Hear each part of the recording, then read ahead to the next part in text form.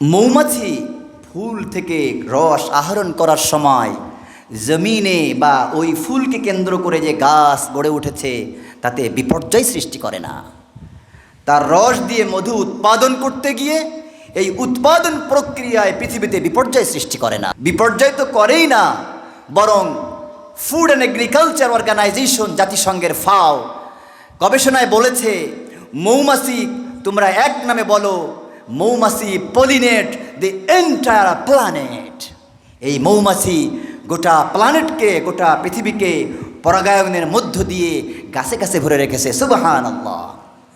মৌমাছি যখন কোনো ফুলে বসে শুধুমাত্র রস আহরণ করে থেমে থাকে না, বরং রস নেওয়ার সময় পরাগায়ন করে অন্য জায়গা থেকে যে পরাগ নিয়ে এসেছে এখানে সে রেখে যায়, যার বদৌলতে পরাগায়নের মাধ্যমে উৎপাদন হতে থাকে, গাছে গাছে ভরতে থাকে গোটা পৃথিবী।